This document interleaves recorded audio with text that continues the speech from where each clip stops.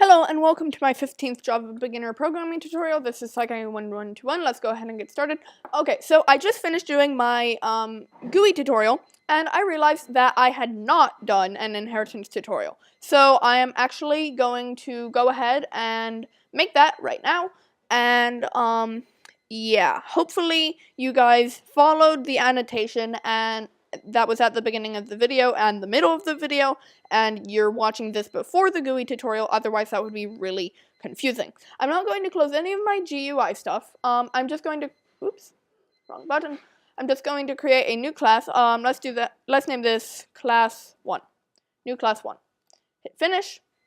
Okay, so we have here public class 1.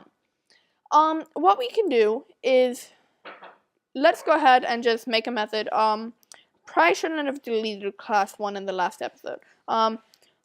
Public int return, oops, return 10.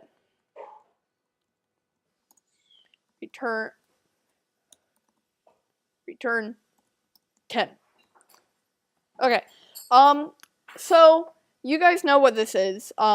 Yes, if you've been watching my tutorials, you all know what a return statement is and all that, hopefully. Otherwise, go watch my video on that. Okay, but what this is important for is inheritance. And inheritance is pretty much when you tell a class that you want it to pretty much like inherit everything from another class. So if we go into test 1, and I'm actually going to comment all of this out. The way you do that is you hit /*, and then down here, oops, down here you hit */. And what that does is it just pretty much comments out everything in here. And what I'm going to do is I'm going to do here public class test1, and the way you make a class inherit from another class is you type extends and then the name of your class, in this case class 1. And you may be wondering, well, why would I ever want a class to inherit from another class? The main uses I've seen with this are generally graphics and interfaces. I haven't really seen it in like logic programming, but I probably will eventually. And so what we can do now is if we go into class 1, we can, okay, first off, I'm creating a new method in class 1, public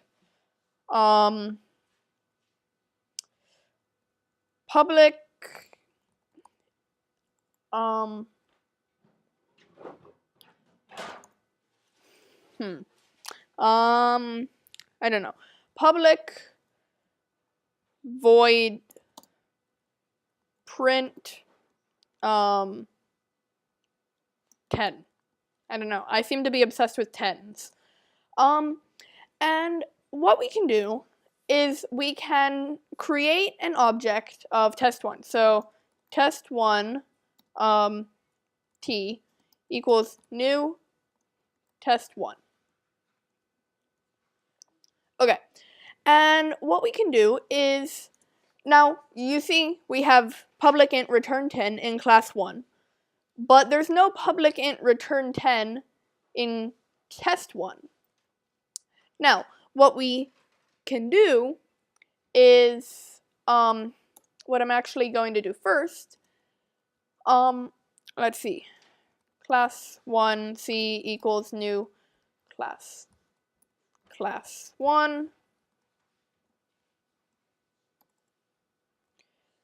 and then c dot print 10.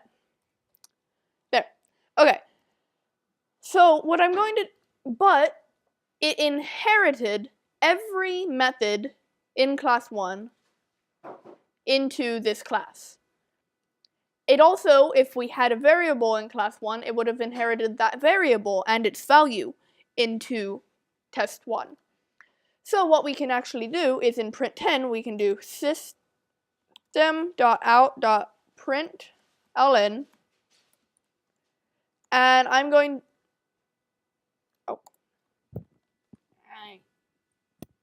okay, and I'm going to go ahead and say t dot return 10. And you'll notice it's not giving me an error. And that's because this inherited everything from class 1. So if we go ahead and run this, you'll see 10. Because we created this class in class 1. But then we have test 1 extends or inherits from class 1. And then we tell it to do print 10, which is pretty much creating an object of test 1 and then telling it to do this method. Now, the other thing I want to talk to you guys about that's related to inheritance is a constructor. Now, a constructor is something where you have, it is where when you create an object of a class, it runs a constructor method. And if you haven't declared a constructor method, then it just doesn't, it runs a constructor method, but it just doesn't do anything. And the way you create a constructor method is you type in public and then the name of your class. In this case, class 1. And then you do this. In here you can put parameters like int I. And what we do here is you'll notice it's now giving us an error, and when we hover over it, it says the constructor class 1 with no parameters is undefined. Add argument to match class 1 int. And so we'll say 0. And system.out.println I. And so you'll notice now why is it? Oh. Okay, I did not know that. So it would appear that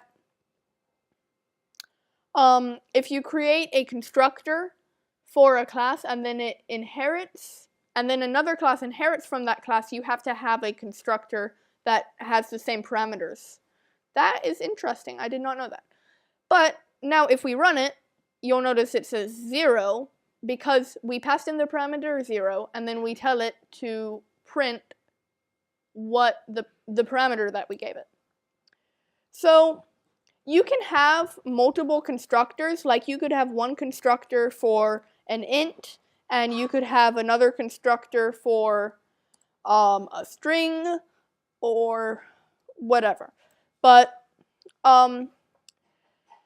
yeah, so that's inheritance for now. I'm glad you watched this tutorial. I'm sorry I didn't do this before I talked about GUIs. Hopefully you're watching this before the GUI tutorial because it is very important. If you'll notice, the GUI actually extends a class called JFrame, and that is very important later.